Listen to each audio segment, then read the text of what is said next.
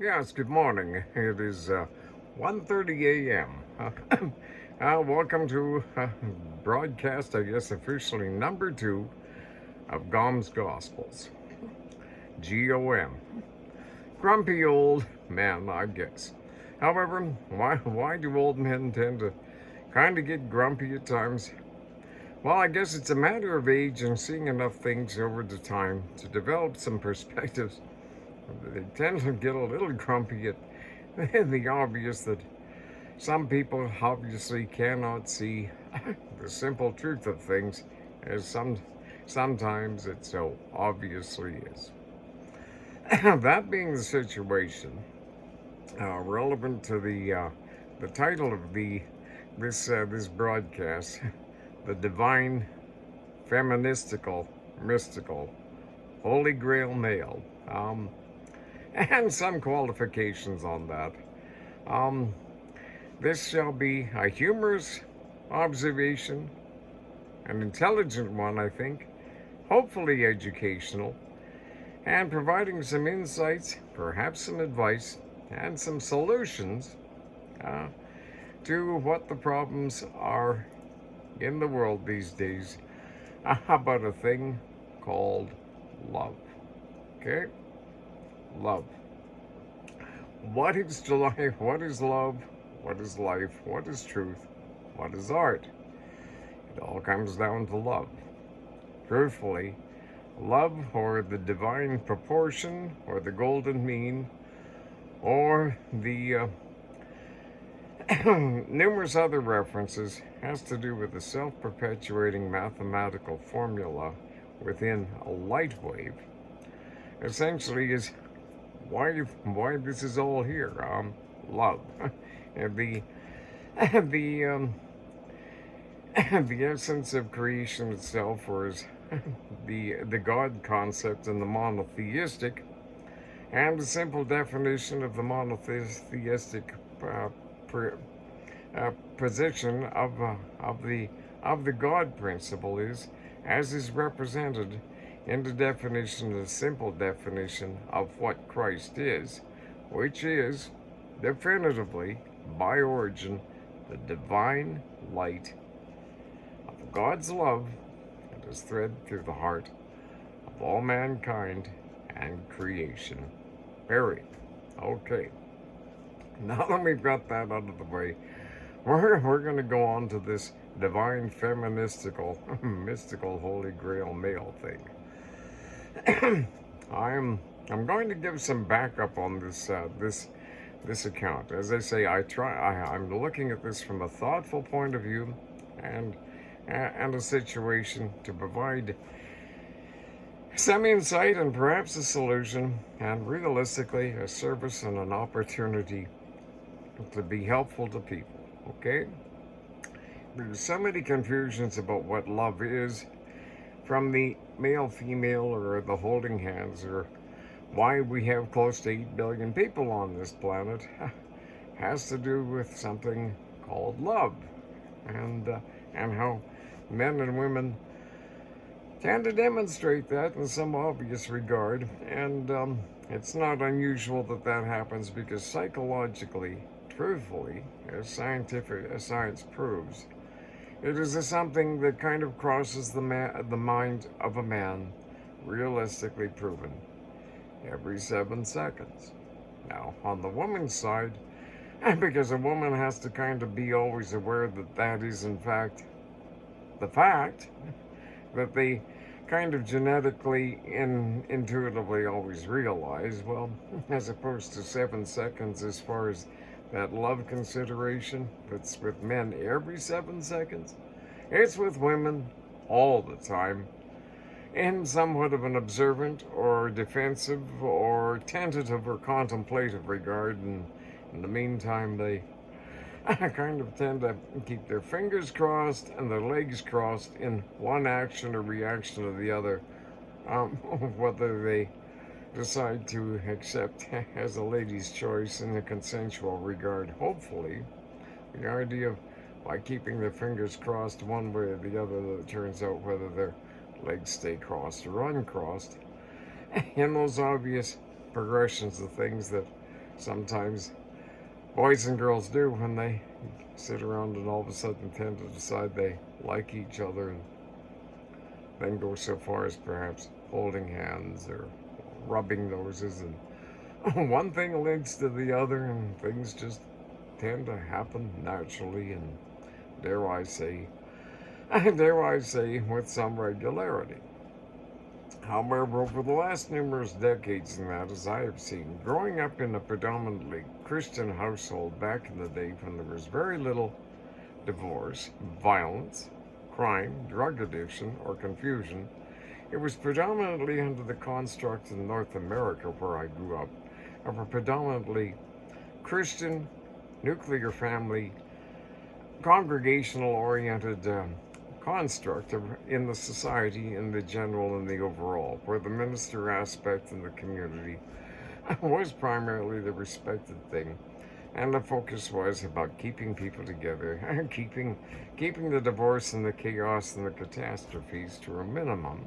And they've kind of stuck to some basic common senses as far as basic simple numerical denominators and formulations about what basically applies as a common sense between men and women to keep the chaos and domestic differences of opinion to a minimum on the common sense. So, at that point, boys are for girls, girls are for boys. Left to gender proclivities, tendencies, and societals over time, left to their own devices, for example, historically by account of a native elder friend of mine over years back then, realistically, survival aspects of that. He said, as far as gender tendency, as far as boys and for girls and girls are for boys, as far as boys that kind of deviated from that norm and got a little open-minded or lost or deviated, he says maybe 1 in 5,000. Fair enough. On the natural gender societal thing about survival, this, that, and the next thing. The other aspects are comparatively and working as a team, men X, Y, and that their tendencies are far more lineal, or keeping your eye focused on staying on track in the overall.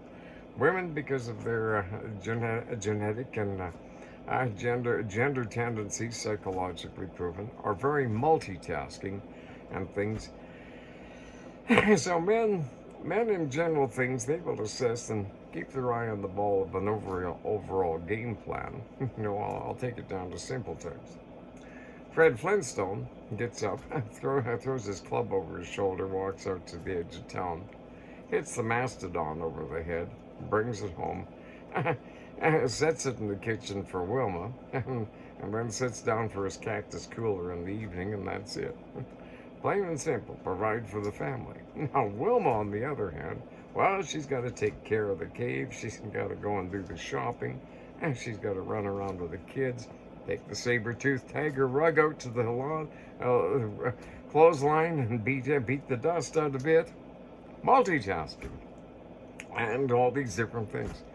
Gender realities that evolved over time. So, obviously, the multitasking and the thing about the formative of a routine with the woman, the guy that keeps his eye on the ball as far as the main idea is to go out there and hit the mastodon over the head, keep it simple, providing that.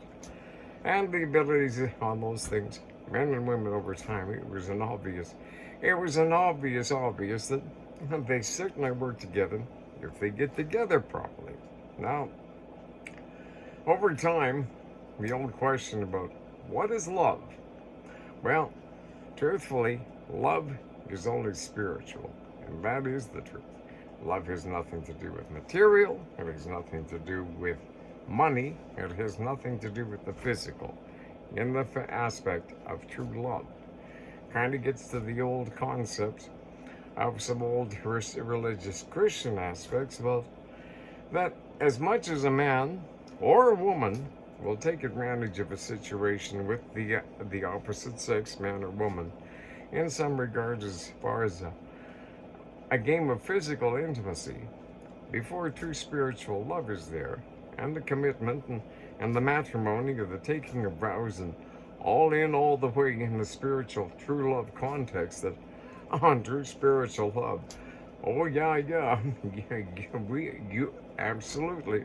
As a matter of caring, sharing, getting to know each other's values on the common sense of common belief systems, the synergy of complementary things, and respect from each other, and the patience of time to get to go, to have spiritual love, and not be taking advantage of each other in some regard.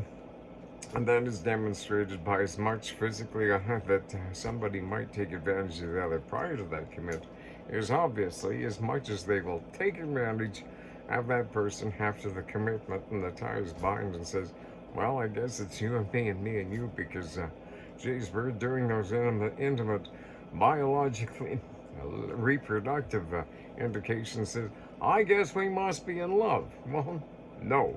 You might be in love with doing those physically intimate things that certainly do feel pretty darn good, but truth of the matter is that novelty can wear off, truth be known. So we're going to look at it this way then. If the man does take advantage physically, intimacy for a woman, and let's not forget the whole idea between a man and a woman is to have faith in the other, that they can be trusted and not be taken advantage of in any regard.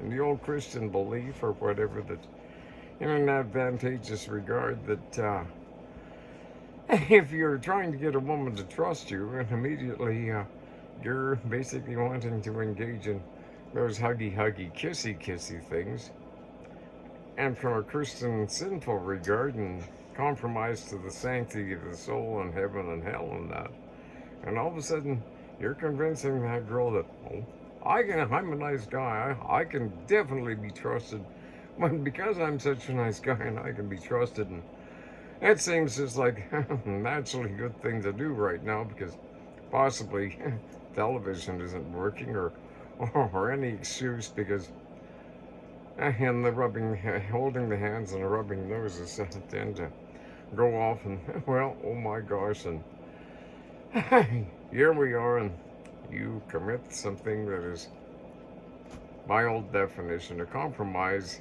and a violation of the divine moral codes of the Big Ten, and you've committed an adulterous and a sinful act, and obviously proven the woman that you really can't be trusted, but nonetheless you've tried to say that you can.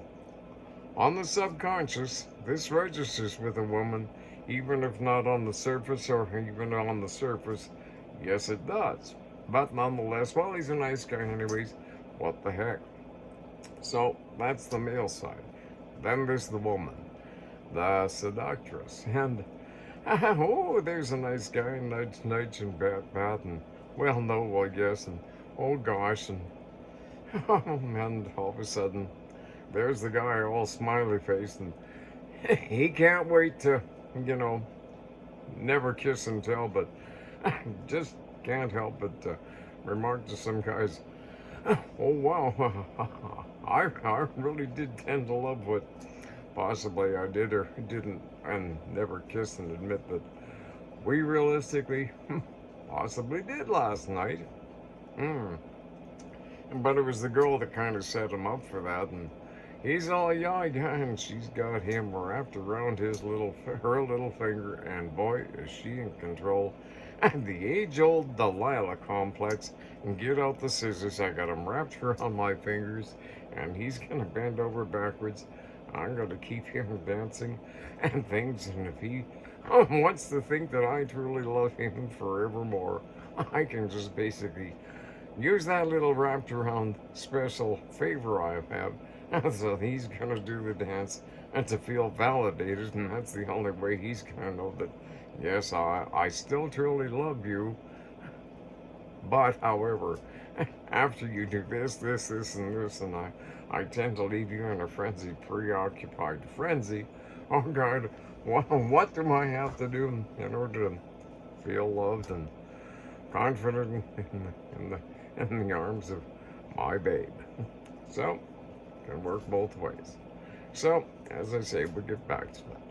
That being the case, there's been a diversity, and now we're off into the numerous different choices, and all of a sudden everybody, the focus is not anymore about the thing about the idea of teaching boys and girls and children an alignment that keeps it simple and a thing, because, well, in a similar comparative, you've got very busy highways and freeways and all these things, but there's rules of the road. You conform to a basic pattern of commonality of rules, so that there's very few accidents, and hopefully not too much dangerous driving. People get run off or stuck in the ditch for one reason or the other.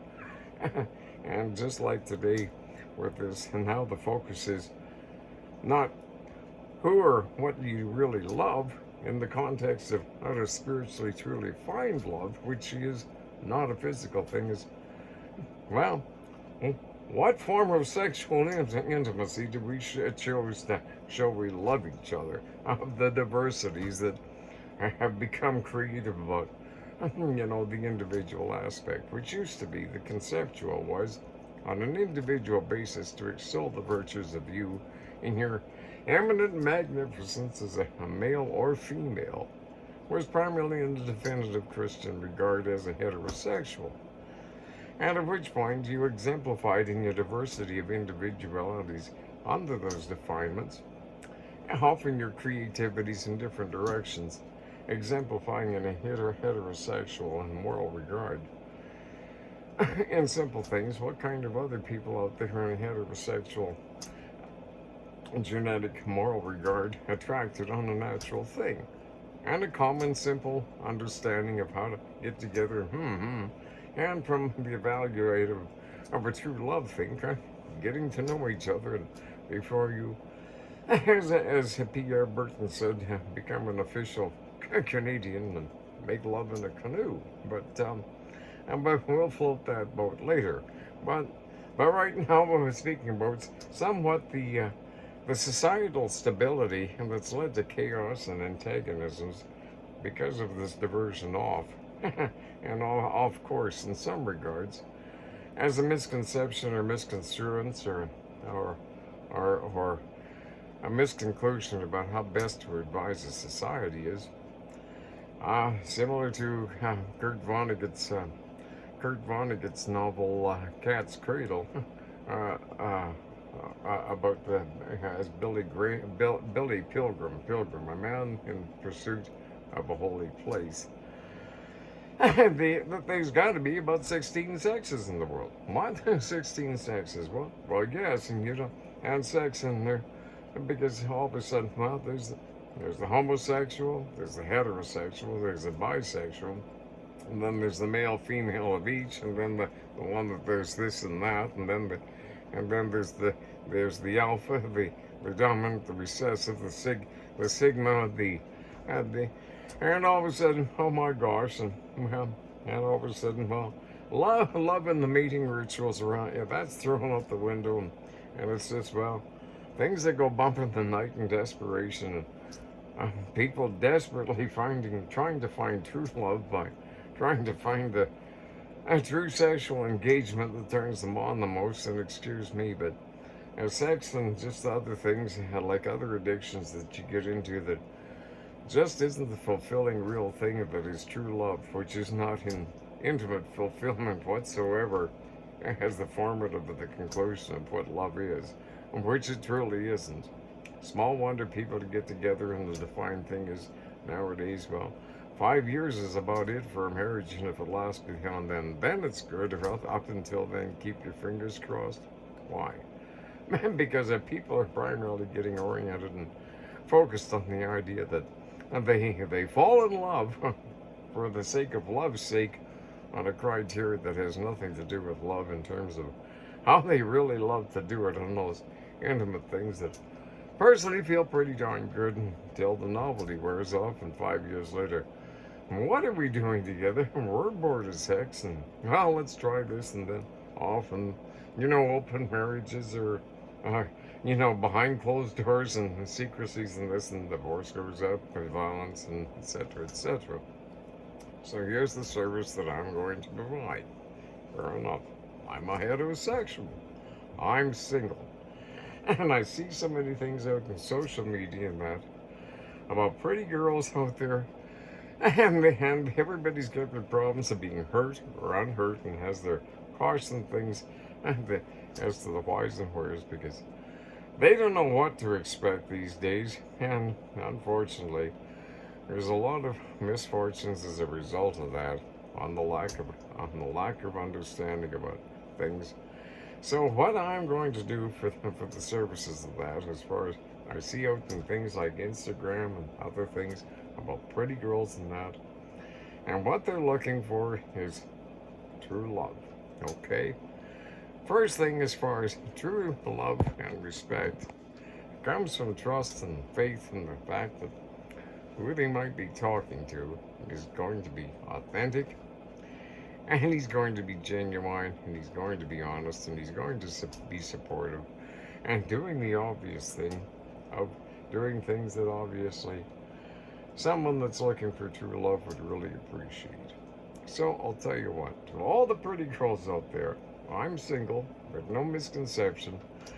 I'm an old-fashioned guy. Might I ever get married? It will be for true spiritual love. So, and just and it has nothing to do with physical intimacy, anyways. But ritualistically, over time on Earth and that and elsewhere, on ulterior motives and the fact that to go forth and multiply in order for the survivability fact, and having enough kids around to help with the chores and do all the dishes and that, well, things just naturally tend to happen, possibly go bump in the night or all over the place, and appropriately with most appropriate people, and behind closed doors with where nobody's looking, and nonetheless polite in regard, and the smile on their faces in the morning tells the story, even if they tend not to kiss and tell, and or if the person or some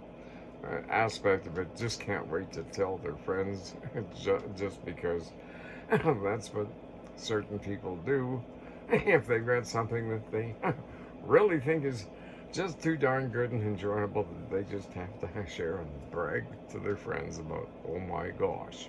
Fair enough.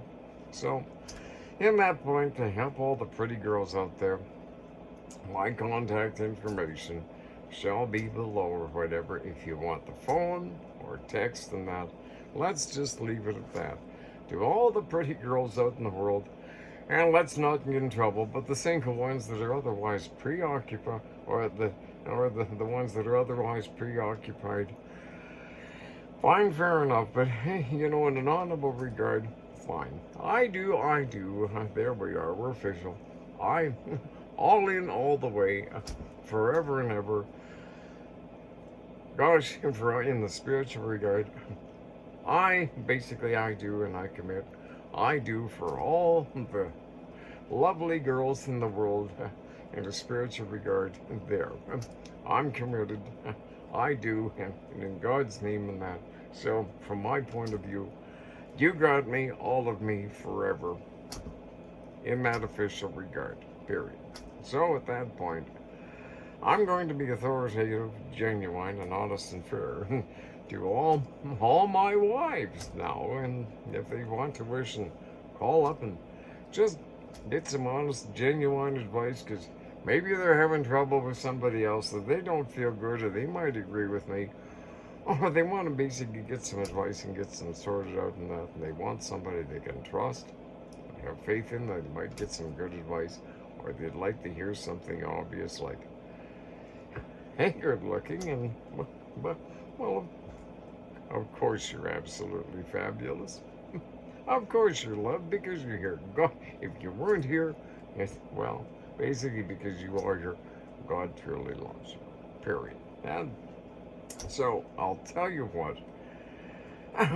If you want to phone up or you want to text, or you want to give me a thumbs up or whatever for saying for saying I am the divine, feministical, mystical, holy grail male, because gosh darn, I have no intentions of ever compromising a woman's dignity or the sanctity of her soul, or doing those things that are really kind of pleasurable and things that people in truly love to do in a pleasurable, intimate regard, but not putting the cart before the horse and that. But as far as the horsing around after from the horse's mouth to the other horse's mouth, they truly say all in all the way before they go beyond holding hands and having that first kiss and the long, slow, stately, eternal, and graceful waltz off into eternity, rock solid and totally guaranteed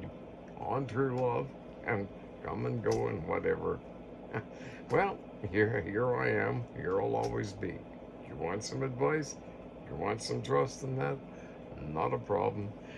So if you need to be told the truth that yes, you're absolutely fabulous, or you're down in the doldrums and you want to know why and how to have a look at it, I have another video out there about the way to have a perspective and have a look at things, so that usually the world is always a sunny day. And one of my perspectives is, well, an old friend of mine, his father once said, when I lost a girlfriend, well, gosh darn.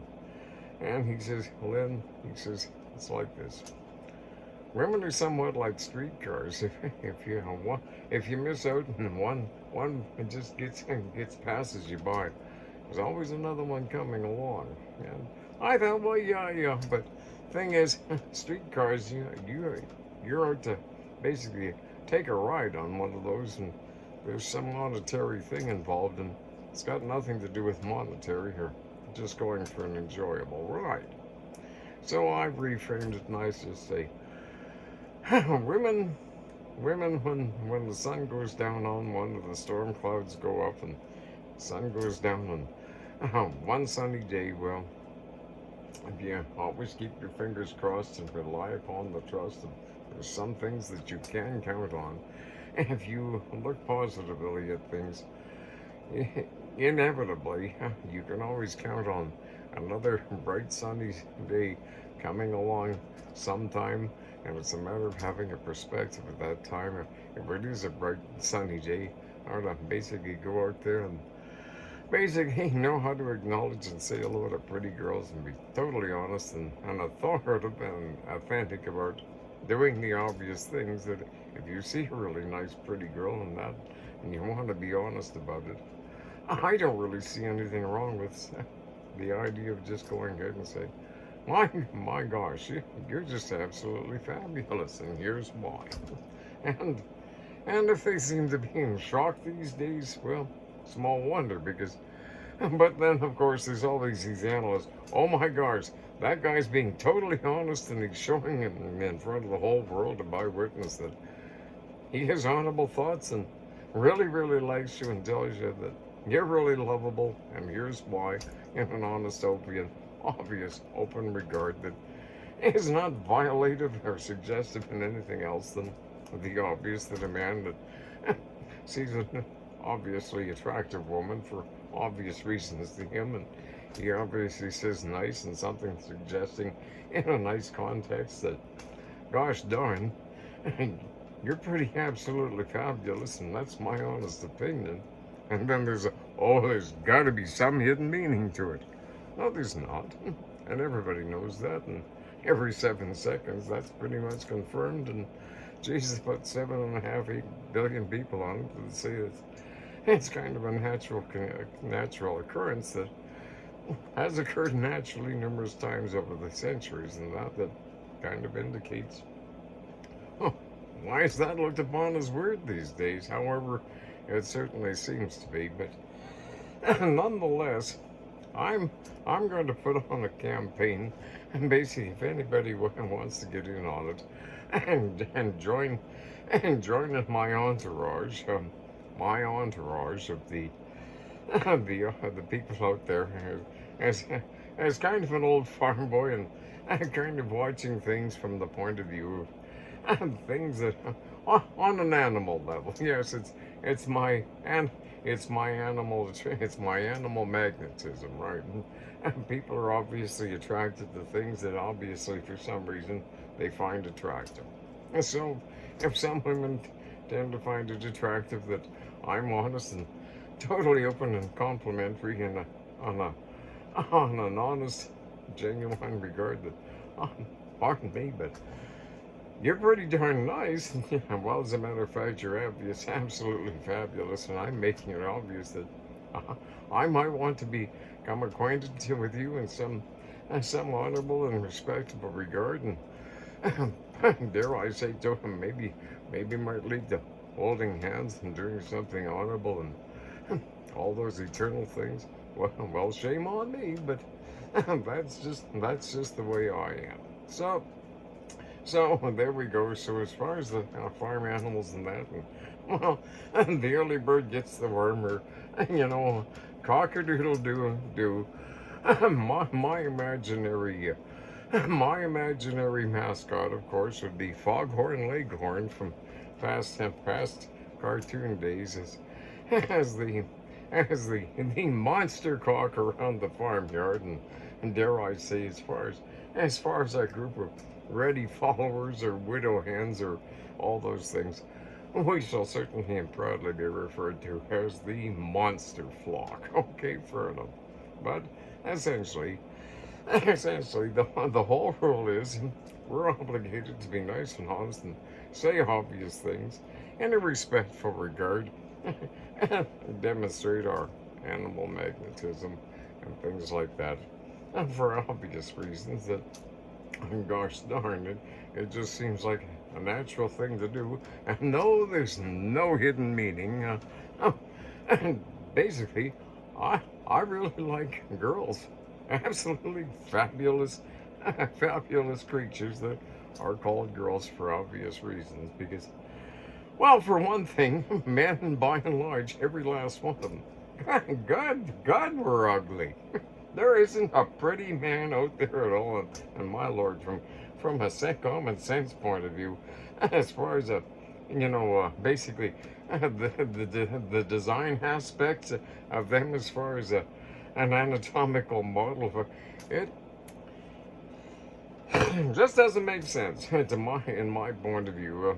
They're just not designed for men. Aren't designed for men, except for maybe sitting around having a beer and talking about how they just love to meet a nice pretty girl and do something honorable with a pretty girl on the natural common sense of it, that they sure seem to be built right for the perfect obvious choice of doing something in an honorable regard. Fair enough. So, in that point, so basically, I, as the divine, feministical, mystical, holy grail male, that in the regard that I might suggest in a little poem that I wrote many years ago, but I'll just give you some key things here. In these following words, and in these, please pay attention and do not fail. That we might listen to this, that we might all find and live in honorable and gentle and respectful true love. I give to you in charity was God's intended holy grail.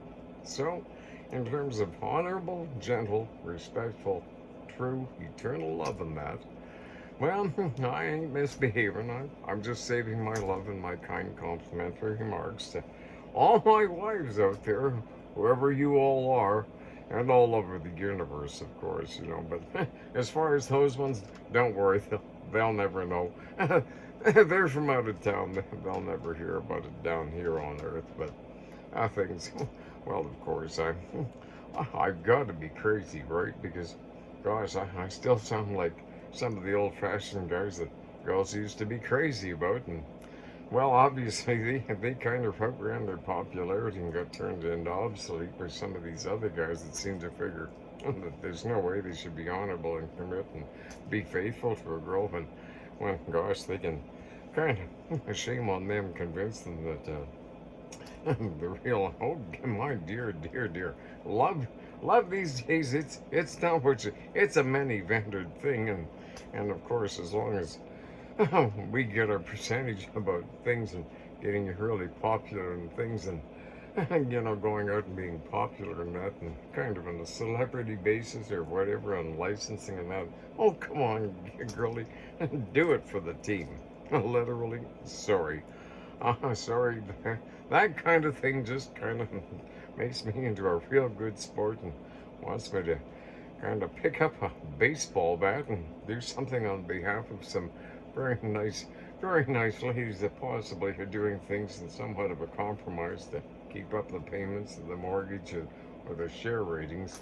Dare I say, to all those pretty girls, unfortunately, that when I was doing a sociological overview and dynamic on what's going wrong on this continent, I tended to go out and Google and started just looking at images. Images and gowns and that of pretty girls and celebrities. And there was one celebrity just to Google and it was, oh my God, not her, and shame on this. And then I started to do it. And I went through about 120, 130 of some of the really pretty, iconic, sophisticated, oh my gosh, what a wonderful woman thing. And dare I say, it just made me want to go out and get the baseball bat and do some honorable things on behalf of those pretty girls. But it's obvious that in terms of profit sharing, this is the way and this is the yah-yah. Some of the scumbags on the casting couches and the marketing and the media. Well, sex sells. That's right, it sure does. Love is true love, though. Sex you always pay for one way or the other. Love, true love, is freely and abundantly and infinitely available and given freely back and forth all the time. Sex, it always costs. You always pay for some regard or another. Truth, period. So, in that regard, in my opinion, to any pretty girl out there that might hear this or want to have a talk in that, or possibly have me on behalf of some of the other old cock-a-doodle-doo to you kind of foghorn leghorns that kind of see it as I do. You might wish to make some suggestion that if I'd like to get some batting practice, there's some guy that possibly needs kind of a little indication that they're not being loved very much by some respectable guys, and shame on them. And as far as the pretty girl and what might be going, don't you dare ever do it again, because if I hear about it, well, she's trademark up and something honorable as far as publicly humiliating you or saying something that is the truth and shame on you or stuff like that and stuff. And of course, we can have some fun with this. We can turn it into a whole bunch of silly characters, like I've got the Reverend Billy Graham, Cracker Jack of all trades, Reverend Rambo, the Reverend Jock C.D. Woodstock IV. Woodstock, August 15th, first day of the largest peace festival in the world, Woodstock, many years ago. C.D., my great-grandfather's middle initials, and the Lord Isaac Newton Wordsmith IV. He's a man of eminent renown that's into quantum physics, thinking word gadgets after school with his kids from class, and kind of a combination of Motorhead and Dead Poets Society kind of thing as far as a character. And then, who else? Just many and things. And of course, of course, at macrame classes, Auntie Margarita Thatcher always makes sure that us good boys are properly behaved, and she keeps us in knots and things and all tangled up in making sure that she points out all those horrible webs that people weave out there, that we are so fortunate that we pay attention to mean old ladies like her that really care and keep us well behaved, and so we're always welcome at macrame classes, and she doesn't mind if you do tend to go for the last couple of oatmeal cookies on the plate when nobody else is looking, and then you're in trouble for it. But what the heck, men aren't perfect. You're forgiven, you rotten little kid. But so at that point, and the other thing is, as far as other characters, Well, I refer to myself as my song character, but I'm an INFJ. That's why I'm naturally, 1% of the population is our INFJs. We have a sixth sense, we're intuitive, we have a subconscious ability to kind of have a feel for anything, like across the room, across the town, across the planet, or literally across the universe, on the Higgs boson of the God field. We don't read minds or anything, but we tend to have a little bit of talent and a feel for the situation. But we're proven to be quite shy. Introverted, we don't like crowds. We just have a feel for it. We prefer to be part of the crowd, not the center of attention. We're sociable in small groups and that, or possibly a studio session. So as far as being the tennis flea stud and things and song parodies of other people, kind of an Al Yankovic approach, well, possibly if somebody wants to provide some ideas as far as a studio or a singy song or sillies, and we can do things like, well, Muddy Waters, honey, roll the dough, honey, knead the dough, honey, I love you so, and boy, those cookies sure go, and then there's another one, prairie oyster, will I do until the real thing comes along. I don't look the way I should look when you give me that look, because I know that everything I do is wrong, and blah blah, and yes, and the reason you're giving me this sad song, of course, is once again I forgot to mow the lawn, and then, of course, Tennessee Ernie Ford. I eat 16 buns, and what did I get? A real bellyache, and it ain't over yet, and stuff like that. That I could handle, but as far as stuff, when I was a kid and stuff, well, they always wanted to put me up in front of the stage and do a speech or something, and my grade 7, I was chosen to do a speech in front of the whole class on ionization, and a topic about ionization, the basic building block of the universe. So you want to build a big brick house, you need the basic building block, and you know how to stack them together. So just like ions, it's the basic building block of the universe, and when you got ions and you got electrical flow, you got flux. So yeah, there's a what the flux is going on? It's all in a state of flux. Truth be known, you can see some other videos out there and stuff, but so part of my speech was on ion rockets and how far will we go in space, and the building blocks, and the simple logics that reality is one extreme or the other, on or off, right or wrong, up or down. Love. I love the expressions of love, truly giving, abundant, and abundant and genuine and helpful and supportive, and you moving forward in accepting thing of God's love, which is always infinite, divine, and absolute, and totally tolerant and accepting, and you move out of that, and if you express yourself in abundant, unselfish, giving regard and things, and the old truisms of whatever you give, it shall come back 1,000 times more. So if some woman tells me that they might love me, well, I'm just going to say, well, that's fine, but anything a girl can do, a man can do much better. So I love you back 2 or 3 times and 1,000 times more, but what the heck, who's counting? But as long as it's the real thing, right? So, the right way. So, that being the case, I'm here to help. And so if any of the pretty girls out there possibly want some moral support or whatever, or some silly support, or just some common things about, things are so dragging, I don't feel like, well, it's just a matter of perspective, kind of popping some things into things, and simple mental drills. Go ahead and go out and have a look at my other video. It's called, what is it? Oh gosh, something to the effect of how to put an end to wanting to put an end to it all. Fair enough. I've been there. I did that, and it was just a matter of getting into a frame of reference and that, and that's right. So reality, one thing or the another. Does it make sense?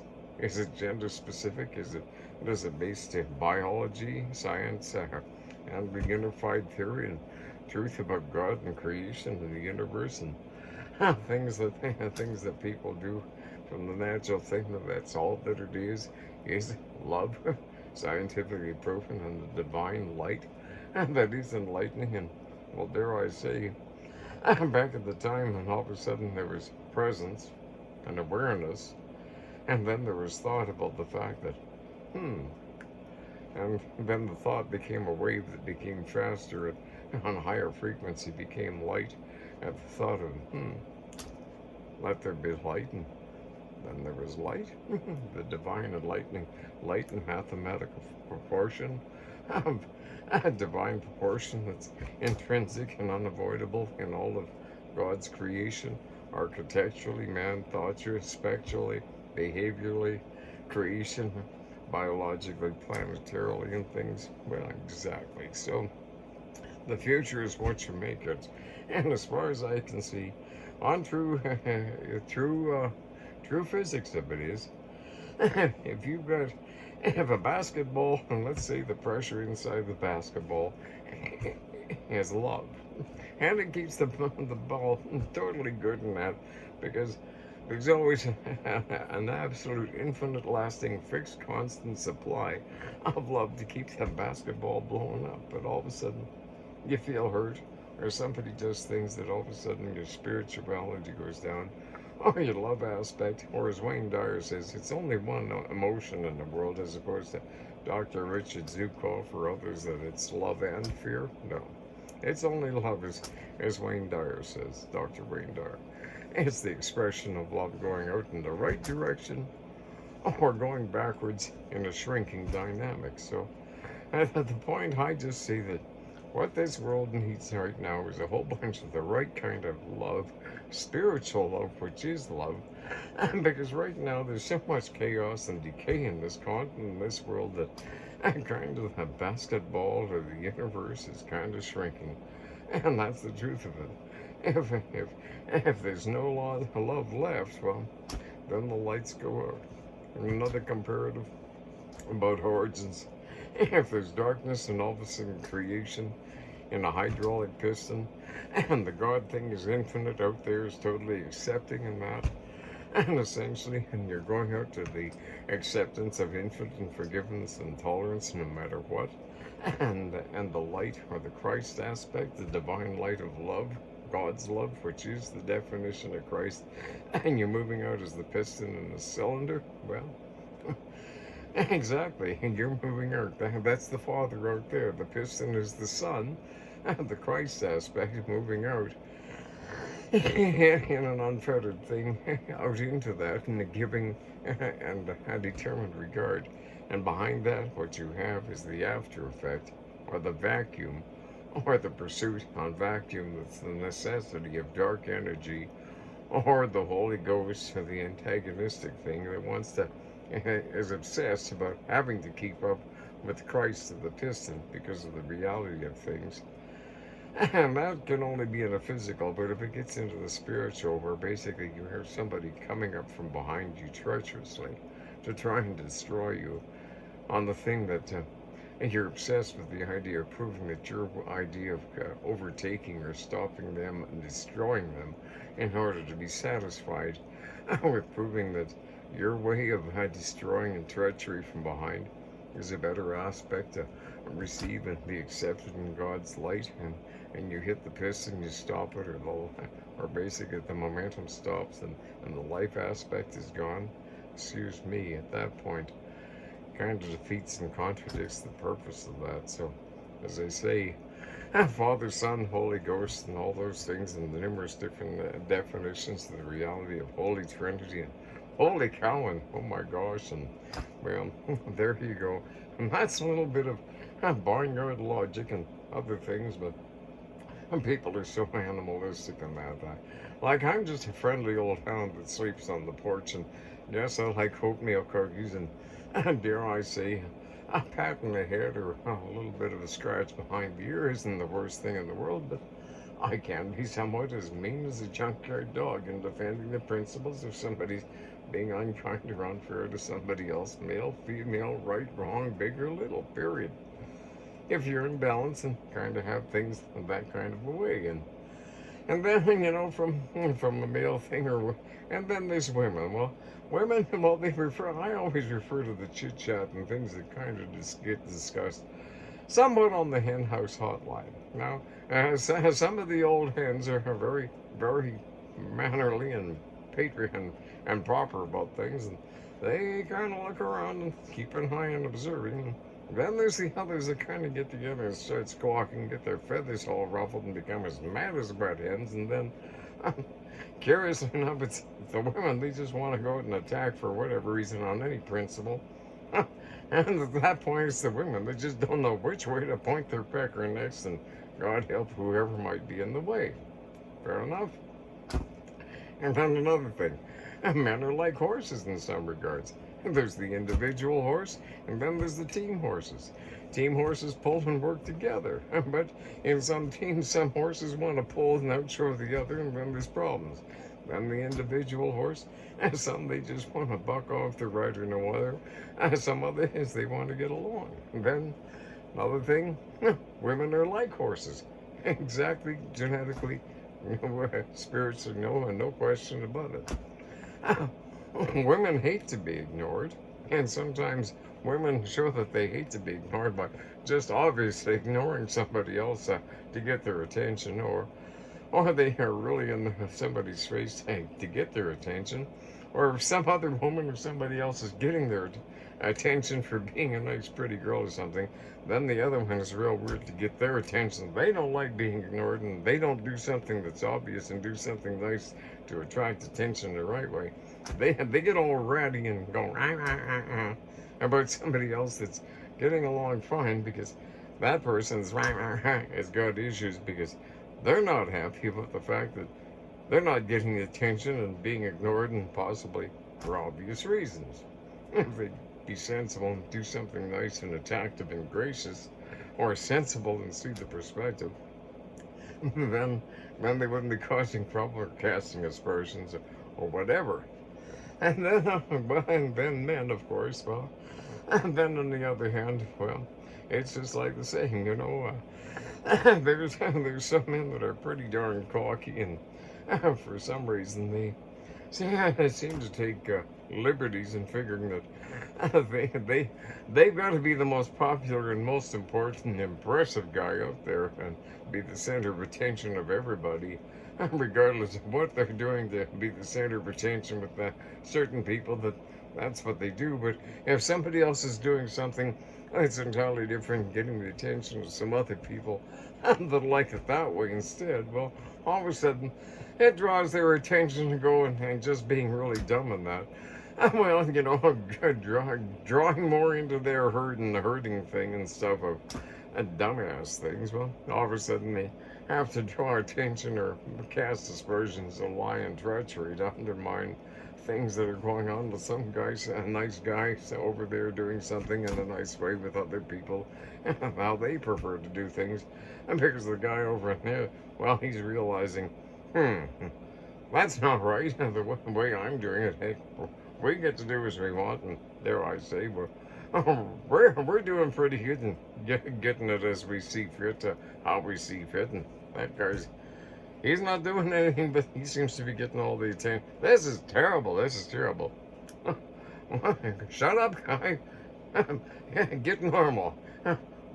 Guys just wanting to get laid, and that's the bottom line. It's got nothing to do with love. That's not love, I'll tell you.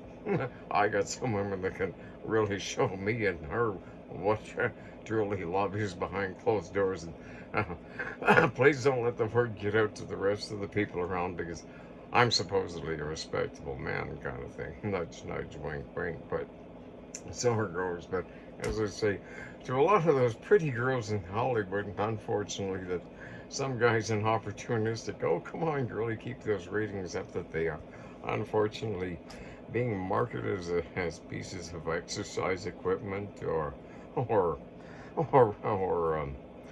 punching bags or amusement rides that are capable of taking more passengers than just one at all times. And as I say, I tip my hat, ladies. That's fine. You're doing it because they had management and that, and shame on those scumbags for talking pretty girls into doing things that might I find out an awful lot of them if they were really honest. They're not really happy with doing what they're doing, but I guess it's a job and it keeps up the payments and it leaves me with all these trappings that says I'm successful. But geez, I'm not married, I'm not happy, and no one really wants to have much to do with me. And they're all ranting about women's rights and stopping violence towards women and all these things and protection. And they're doing activities out there on Google, and any 12-year-old kid with a smartphone, and all of a sudden he hits puberty, and all of a sudden he goes onto Google Images and looks up and sees those nudie pictures and goes, good grief, that's mommy there, and geez, those are her three other buddies, and geez, that's not exactly how they behave so prim and proper when they get together on Sunday afternoon on the patio and all to play bridge. I'm gonna tell my buddies about that. Next thing you know, the girls in grade 8 are pregnant and stuff, and all hell breaks loose. And well, dare I say, as I say to those pretty girls in Hollywood, just give me the list. I'll get out my baseball bat and some of us old monster cocks around the farmyard that have our heads on straight. Well, we'll go and do what old Foghorn Leghorn used to do to dirty dogs when they figured they could sleep it off and nobody would notice, and then do the honorable thing, battle his ass, and in some regard, and away we go. But as well as that, on the other side of it, some girls occasionally might be up. So, how about some good public humiliation? We could put on a silly production about who basically deserves a good royal spanking, and well, we can figuratively figure out someone. Of course, they get their choice of a free custom designed fly swatter for the occasion, and well, and assume the position. And girls, well, if they feel that they've been bad and they truly should be punished so they feel better and given some tough love just to show that it's for their own good and that they truly are loved and possibly might hurt them just a little bit more than the guy that, well, we get out the fly swatter.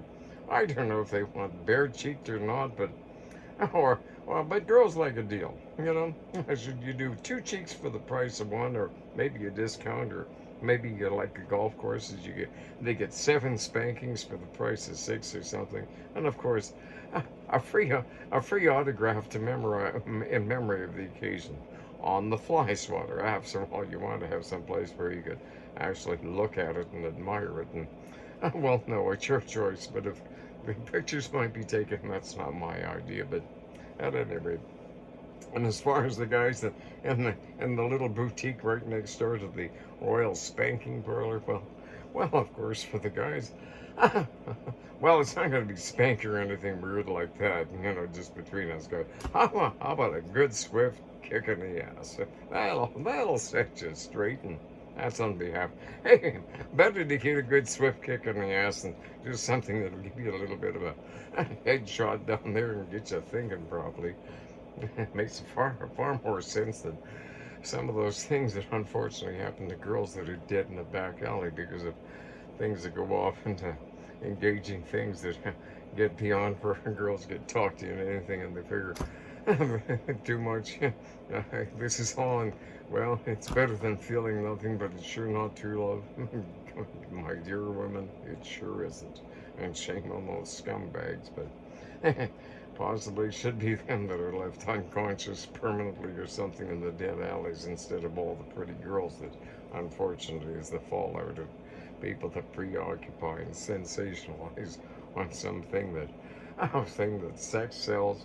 And boy, and unfortunately it does, because subconsciously it's the most preoccupying, fixatingly thing known in mankind.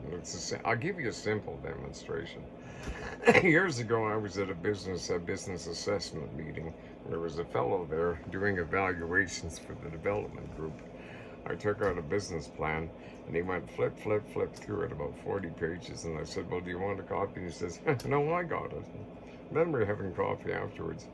And he was in some special detail for people back then, as far, and there was a training way of doing group things and several hours a day for uh, numerous months or, or a couple of years on end, to the point that he said, yes, I have an ability for about 96-98% retention on immediate, a page at a time, a second a page, a second a page, and he says, I've got it. And he says, everybody has that. And he says, curious thing, and this is supportive of other things, but he says, the curious thing is, you can be ripping along doing 20,000 words a minute, complicated things, and he says, without exception, doesn't matter who it was in the class, every last one, as soon as you talked about sex or physical intimacy, he says, boom, brakes went on, dead stop, and you methodically read every word one at a time. He said, and so that is the thing. So, as I say, folks, with that kind of an addiction thing, or attention thing, has a subconscious unavoidable gender tendency and proclivity, and the fact that it happens every 7 seconds, it kind of makes sense, just like driving on freeways, that we should be teaching boys and girls about the thing about how to formulate and fall in love and develop a social and a companion relationship on some old standards. Because let's face it, often thinking that sex and choosing how you want to do sex in this, which is not love and the diversity in that, oh, go ahead, do as you wish, and no rules. Well, excuse me, that's rather cruel and unusual and irresponsible, is taking a kid and saying, here kid, you want to go out and drive on the freeway, there's the keys, and go ahead, do as you wish, it'll be fine. Everybody else is doing that. That's pretty damn cruel. Accidents, ditches, accidents, unhappy people, and tow trucks all over the place. So whoever wants to phone up and let me be your emotional tow truck, or your spiritual advisor, and I might recommend, if I'm your spiritual advisor, well, don't drink while you're driving, and dare I say, I'm totally open-minded to a cup of coffee and a couple of oatmeal cookies, and or if it's after a round of golf or something, yes, I would have a beer. And am I crazy? Certainly I am. I've got all these crazy personalities and characters and things, but dare I say, who would my perfect woman be? Well, someone that's obviously as crazy as I am. Preferably someone that kind of possibly thinks that she's the Hooper triplets, because, well, I'm a frugal guy, and that way when we go to the golf course and we can go and pay for 2 green fees, we already have our foursome, and dare I say, it's always good to have a girl that's really preoccupied with those domestic things and home economics and another criterion. They certainly, if they look absolutely in a fabulous in a wool sweater, and that, especially in Canada and that, where it tends to get chilly in the evenings and in the winter, well, exactly. A wool sweater or a fur coat is always a nice accessory to the one's decor. Fair enough? So, in the meantime, shame on me for being old-fashioned and somewhat honorable, and everybody thinks I'm weird and crazy, but there I am. So there I am with you. I want to have some crazy talk and some sensibilities of that, or basically some of the pretty girls out there that say, gosh, it's just terrible, and you want me to sit around and say, well, that is terrible. Well, of course you're absolutely fabulous, and you're obviously intelligent, because you got a hold of me to let me whisper sweet nothings and absolute truths that don't worry, kid. It could be a lot worse. It could be a lot worse. You could be stuck with several of those jackasses that you just basically got fed up with and told them to take a hike. shows you're on the right track, or on the other side of it. Maybe you're having problems with the husband or the wife or that, and it's just some common senses of asking the obvious problems and sitting the two of you down there in a short couple of sessions of that, of some obvious questions. you're happy, happy, you're home, you're all huggy kissy, and no divorce court, no lawyers, no selling of the family home. Kids, everybody stays together. The kids aren't in foster care, and you save all your money on being a ruined family and a broken home and all those legal fees and all those chaos and screwed up kids for the rest of them. Oh no, you save your money, you use the common sense, you stay together. Away you go, and you spend your money having the money to go ahead and take the kids out to the rink or go out for a nice evening and all those things that kind of were the sensible way things used to do. And back when that was that, like, I mean, there's an old country legend about things. I'm also I'm also the I'm also the unofficial founder of the unofficial imaginary Roy Rogers Range Riders Club. You know, happy trails to you. And of course, there is the Dale Evans part of the situation. One cardinal rule: the Roy Rogers Club.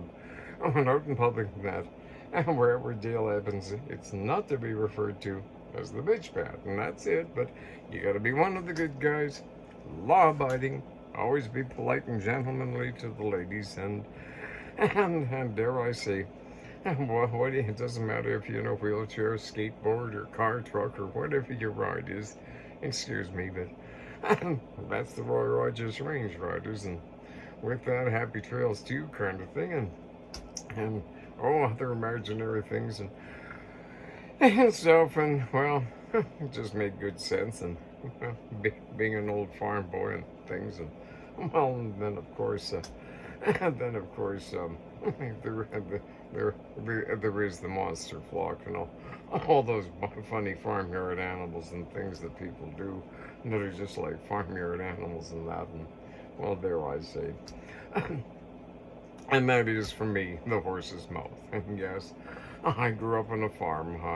I do know a great deal about horses. And yes, as far as me from being from all over and all these wives all over the universe and that, well, let's put it this way. There's a couple of things going on. There's a thing called horse hockey, or things that come out of the back end of a horse. Well, and then there's the things that come out of the back end of a bull. Well, when a guy's just kind of horse shitting the guy, and that's just kind of fun and having a haw-haw, and nobody's getting hurt by it. But when a guy's basically serving somebody else that stuff that comes out of the back end of the bull, it's because they don't give a rat's ass about that guy or anybody else and the damage it might do to that guy. There's a big deal between what comes out of the back end of a horse as far as farm boy references and a guy that's basically always into what comes out of the back end of a bull. And so as far as me and all these other things out in the world and then supposedly going on all over the universe and well, playing your cards right and ending up with all those things, well, that I supposedly have, well, here it is. This is from the horse's mouth, and yes, I do know the one end of the horse from the other, and with that, so I mean, yes, I will confirm that, and you can decide whether on that what you hear from me is actually genuine, honest, caring truth and common sense from the horse's mouth, or is it stuff that comes out of the back end of a bull, or is it basically something that's kind of from the back end of a horse? Well, you draw your own conclusions, but certainly from the horse's mouth, I do know one end of a horse from the other. Free choice, you can draw your own conclusions. People always think and conclude whatever they want to think, so you draw your own conclusions from there. And with that, this is pretty much the conclusion of some things of me as the chief of the didactic diatribe. Didactic, morally instructive, or thoughtful. And my two native names, given to me by gift and ceremony.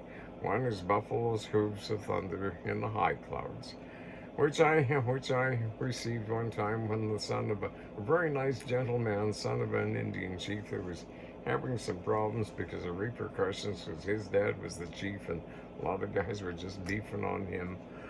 And unfortunately, some guy from not on this continent to begin with, in front of other people, just started beefing and chewing in some arrogant, superior, condescending regard to this nice kid that didn't have it coming. And shame on me at that point. I just decided to do the right thing, and I gave him a quite righteous sorting out on truth based on fact, and excuse me, that doesn't go on in this country, period, sort of thing. And then he looked around for support from supposed some of his other intellectual, eminently superior people, and they kind of looked the other way, and as if, boy, he sure had that coming. No comment. Fend for yourself. Yeah, snicker, snicker. And afterwards, he and I went out and burning of cedar leaves. I got buffalo's hooves of thunder in the high clouds. And the other one was gifted to me indirectly, apparently by Spirit himself. I'm known as Star Dancer. Possibly he knew a whole lot more about the deal than I, but back to my grade 7 speech about how far will we go in space and some things. Well, part of my dissertation was an eye on rockets and a whole bunch of other things, and God's field, and, well, dare I say, I only have a couple of years of academia at university and that, but many years ago, just when I left university and decided to go off and do other things in the world, and as a student of the world, and that everybody's relevant, you always learn something from everybody. As a student of the world and out on the road, somewhat as a road scholar, ROAD, just because I went on from university with the basics in business contracts and law and marketing and all those other things, and human behavioral psychologies and that, and of course associative. My last name is Johnson. Yes, Master Johnson. So as far as things about love and give and take and act and react and stimulus and response and reality is one extreme or the other. Either it makes sense and it makes good common logic on past experiential societal models that totally make good sense as far as keeping things real and fair and stuff. Well, shame on me, but just because I left high school and with my INFJ and these other things, it certainly didn't mean that I didn't stop learning voraciously, because truth of the guys, some say, well, he who's got the gold is gold rules, and I said no. He who basically knows how to acquire the golden aspects of, say, mining it out of the ground regardless of who it, and that basically the one that has the knowledge. Knowledge is what rules, and if you have the right knowledge that is golden, and dare I say, I like the words of Rudyard Kipling's poem, we have the world and everything in it is yours, but I would qualify possibly the universe, because I got into real estate and things were just a little too greedy and graspy and competitive down here, so I branched and went out there and where basically, well, anybody wanna lay some money down? I got a few trillion galaxies, million planets that I happen to manage for the big guy Jesus Christ in heaven and things, but and all those things as the head white status, green wizard, imperial archangel architect of the green temple of the universe out of heaven and Christ and the king and the big guy. Yeah, that's right. So I got a good start in things, but that guy, he's miles ahead, and dare I say, all the babes always went for him, but small wonder. He set an example that seems to work if people might pay attention to it. Pretty girls seem to like me some reason, even though a lot of other guys seem to figure that they should be the likable one, but dare I say, each to his own or whatever. But in the meantime, free choice, draw your own conclusions, and with that, you folks have a good day, and that's about it from Gom'S Gospels, and talk about the things that go on in animal magnetism and those those things that people do on the natural things that are time to be natural, but it kind of be natural to do it in a regard, because if you're looking for true love in that, I know what it is and how to find it, because there's a lot of people that have been looking for love in all the wrong places. So if you want a little insight, or to all my wives that are now officially mine, hey, you want somebody to say something nice and true, of course you're absolutely fabulous. Obviously you're lovable because you're here. And if you weren't here, you wouldn't be, because the reason you are here is because God truly loves you. So what's wrong with that? So get into the game, and with that, that's about it. And I'm going to move along now, and you folks have a good night. And well, geez, it's coming up at 2:45, and basically that's historically and things about a bad hour. Well, just to buck the trend, I'm going to do some magnificently honorable things to just beat the crap out of that satanic evil deception that seems to figure that anything that has to do with something honorable and Christian and that and things, well, like I say, Christ, that's God's love. And God's love is basically what the universe is about. And anybody wants to basically attack or belittle or conjecture that somebody that portrays and tries to live in a Christian regard, which is why it all exists, and you want to destroy that, excuse me, something that makes sense about logic like that isn't very logical. Only my observation, my personal opinion, but don't hesitate to get a hold of me. My email is heavensentbutterfly@aol.com, and well, the contact information is down below or whatever. And my phone number is 306-485-9976. I got nothing to hide, and because I'm totally honorable, and you want to hear me to the full account of what I've done? Yeah, I'll tell you.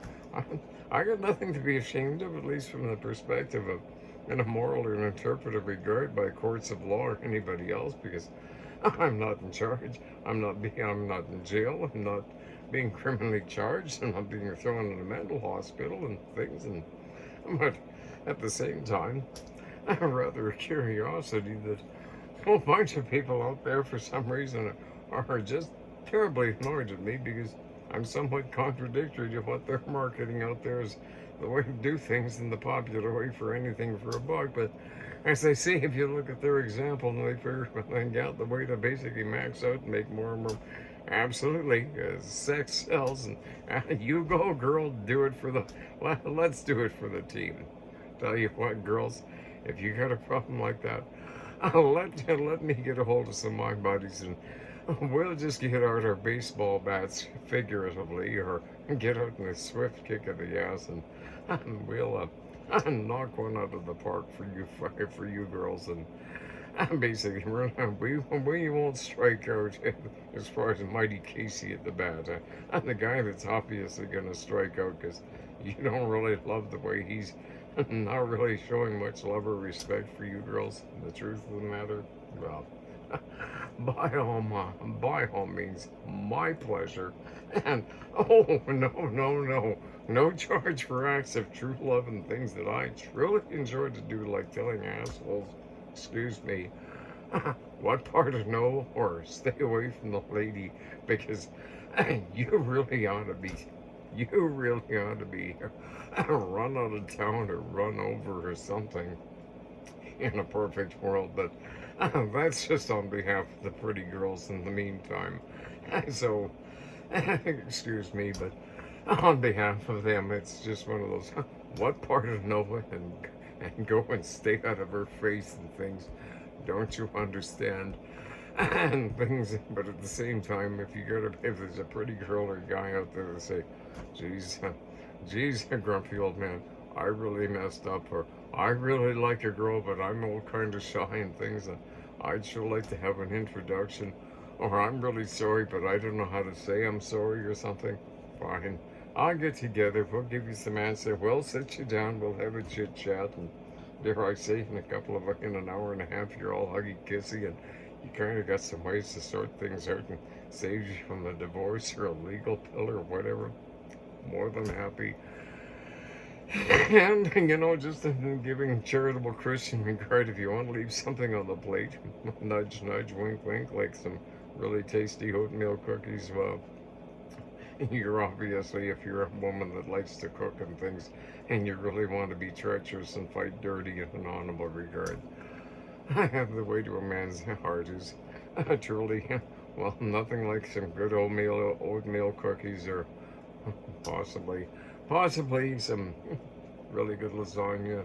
And dare I say, if you're really one of those treacherous, really low down, dirty, mean, evil, conniving women that know exactly how to get a man all interested, oh, oh, shame on you if you actually might be so rude and offensive as possibly have some good recipes or some videos about cooking out there on the internet that a man just can't help but not paying attention to.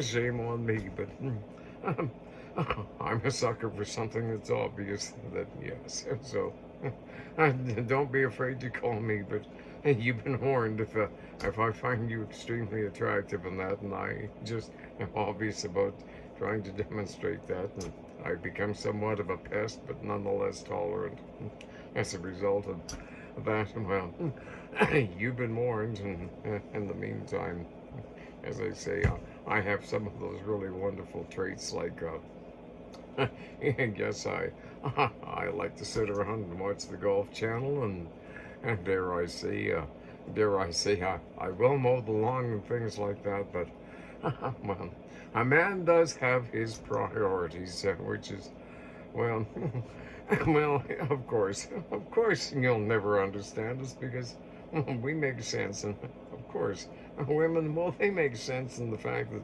they're sensible about they figure about some things sensibly, but at the same time, they're never for sure, but they want to check with they just want to check with the man just to see what he has to say, just so they can possibly say, hey, he doesn't know what he's talking about. We were right in the first place, or well, maybe, and then they go ahead and just to keep it a secret from them, that they had decided what he had to suggest certainly does make sense, but oh well, that's the thing. But as far as everlasting peace on earth, excuse me, whoever came up with that idea as far as the last book of the Bible, excuse me. As long as it's boys and girls and that and things, and possibly little myths and tips of everlasting peace, I really don't think so. But if it's the majority of the time, well, well, not everlasting, but if it's eternally a blessing, and then it goes on for the long, slow, eternally graceful and everlasting waltz, as far as asking a pretty girl to dance and holding hands and things, and one thing leads to the other. It's done in the correct manner that worked for generations and generations. Well, give me a call and I'll do what I can to help the situation. And as I say, you come packing a plate of oatmeal cookies, well, I'm fairly wary, but you remember, I am a fairly dangerous man if your back is turned into some oatmeal cookies on the plate and nobody's looking and they're gone when you come back. Well, you knew it, you were asking for it, and basically, you should have known better, and you should have expected the inevitable to happen. In the meantime, that's it, and with that, well, well, for the love of true love and being silly, and laughter is the best medicine and stuff, and I look at the things from being an old, grumpy old man and keeping an eye on men and women and farm animals and stuff and things, and yes, from the horse's mouth, and yes, I do know one end of the horse from the other, and dare I say, I do have a tendency to recognize people that are pretending to be the horse's mouth, and they're sounding like the horse's other end, and what's coming out of their mouth is just purely from the back end of bull, and totally gargantuan bovine distortions of well, shall we say, divine hypocrisies or things, and oh yes, lifestyles of the richly heinous. At any rate, as I say, if anybody wants to get together and have some studio productions or wants to do some silly things with characters and that, what the heck?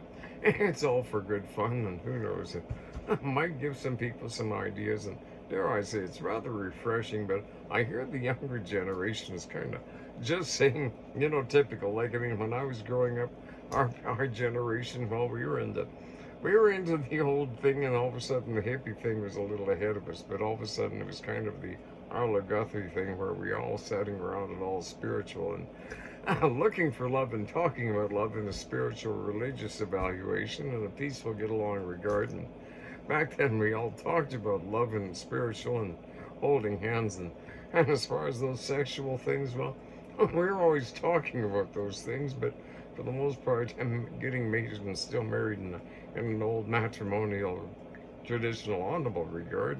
But nowadays everybody, well, they're not talking about love and what they're doing. Well, everybody's doing it that certainly isn't love. And as far as talking about, nobody mentions anything about anything, because they don't want anybody to hear about what everybody's hearing. But as well as that, in terms of these days, in terms of what weird ass things some guys sometimes, as far as the pretty girls, and unfortunately in Hollywood, and sometimes it is better to keep the cameras on and witness so that nothing gets out of control. But call it what you will. But as far as some things that they justify and call the performing arts, well, as far as an art form, it's not really that beneficial or lending to the human spirit or the overall, or as far as keeping the basketball or the universe or the world through a true, genuine, spiritual, true love. Because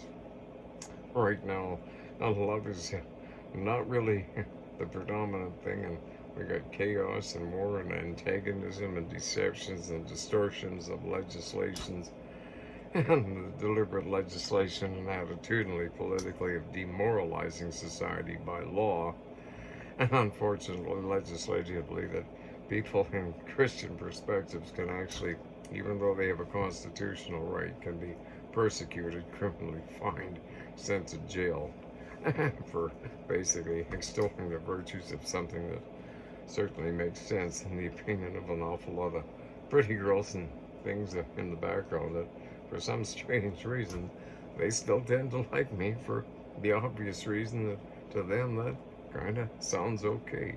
And as I say, back in our day when our parents were so strict and formal, well, of course, you never listen to the old generation because they didn't know what they were talking about. But the older I get, the generation of my parents and what they were makes more and more sense to me all the time.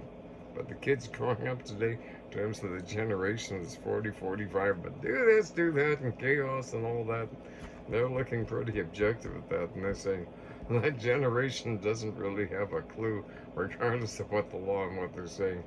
And they're kind of all getting back into some things, and they're tending to be a little bit of a drift back into focusing on having a preference for a Christian insight and a regard in that point. So, in my Christian approach, I just try to abide by the divine moral code of the Big Ten and the common senses of those things on that, and try to avoid the 7 deadly sins, and go in peace and try to harm no one. But these days, go in peace and keep your fingers crossed. And if you run into some sore ass, well, basically deal logically with the situation, kind of talk him out of doing whatever he thinks is somewhat of an unnice or an unkind antagonistic regard. So you can keep it peaceful and things, and at that point they have the dignity of walking away, and you have it, and way, depending on which way it goes, you might have been given the profound dignity by God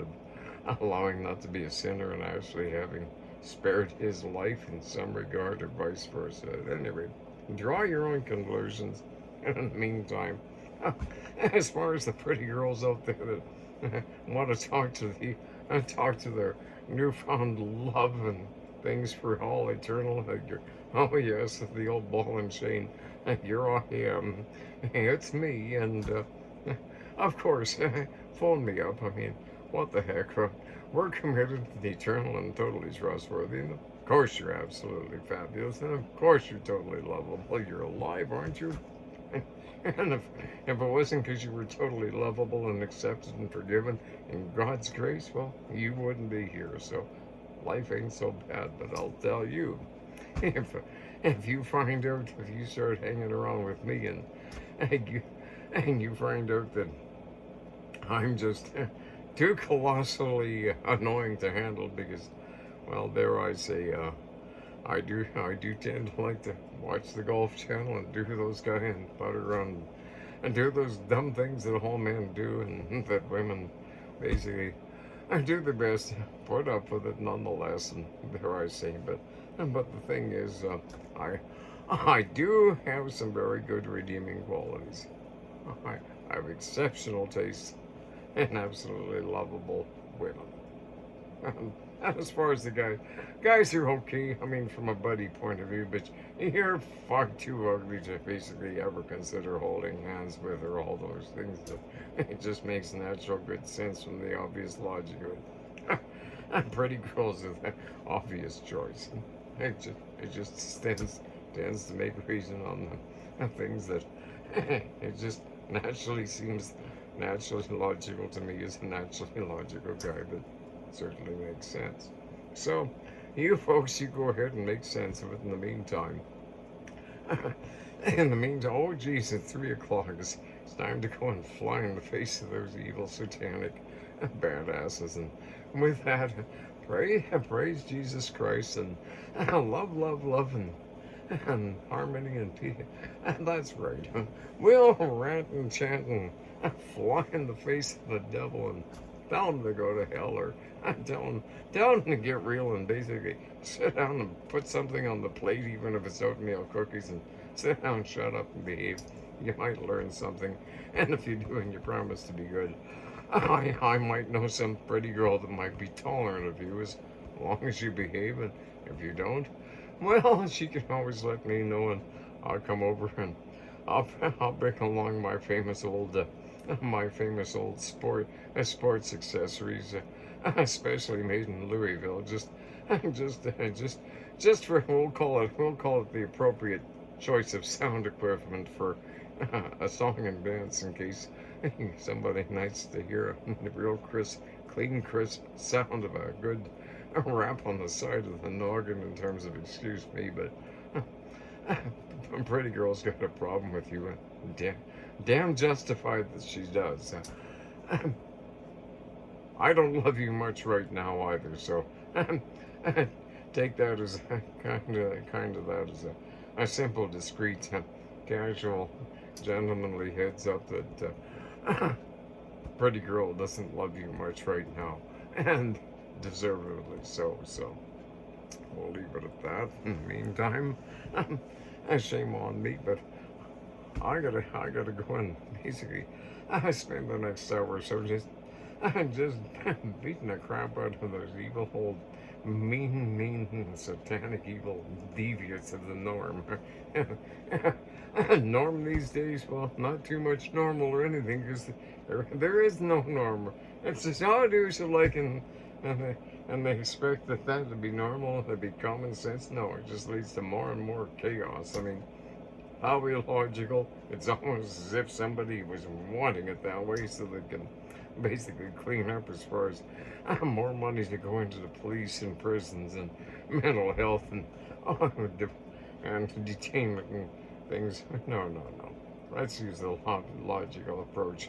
Let people basically have some formative rules and a judgment system that allows families to be encouraged to know how to stay together, and as opposed to basically fulfill the cash flows and the lifestyles and the fairy tales of the people in the exploitive fallout industries that are getting all the money on the sake of something.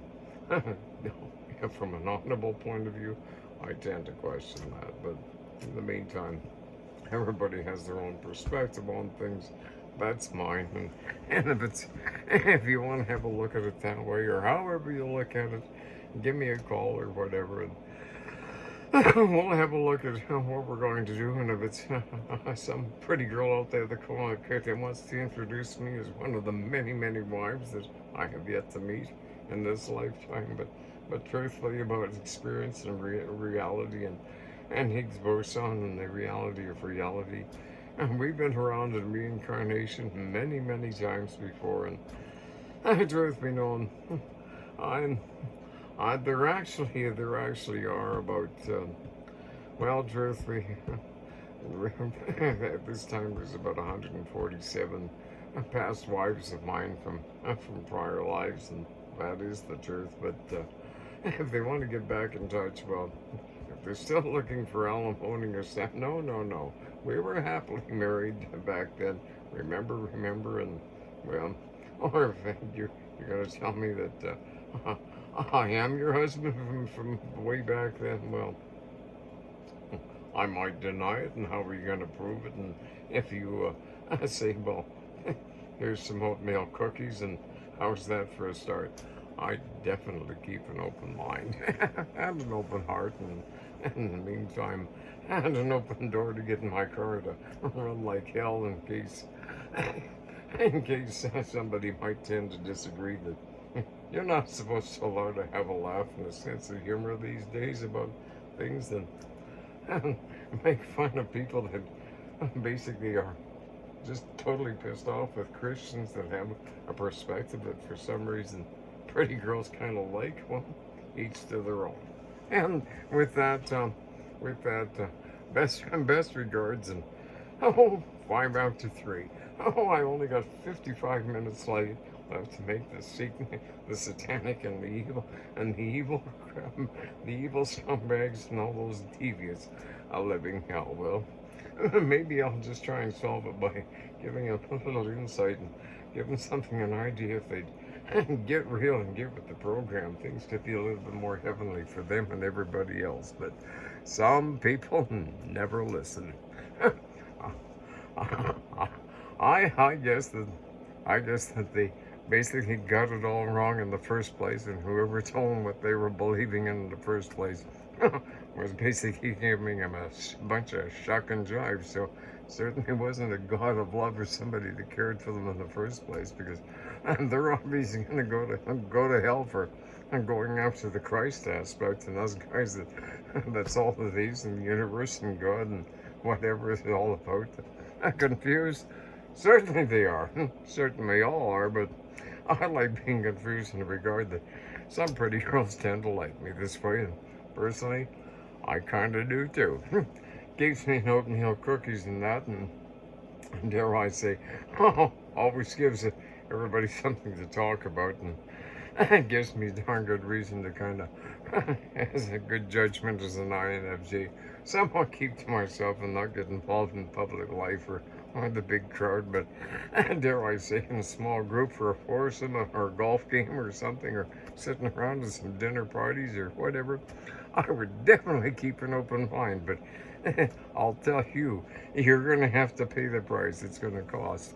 It's going to cost you a lot. I mean, you're going to have to put up with me, and dare I say, don't turn your back on the oatmeal cookie plate. There's only a couple left, and you're expecting any to be left next time you turn around. Because I am a creature of habit, you've been warned. And they'll be gone. But maybe I won't. If the oatmeal cookies taste good, I might be impossibly stuck on the idea of hanging around the whole lot. But then, it's my impeccably good taste in good oatmeal cookies and pretty girls that are questionable as far as the sense of good judgment that might tolerate me and figure I'm not too bad a guy after all. Bye-bye.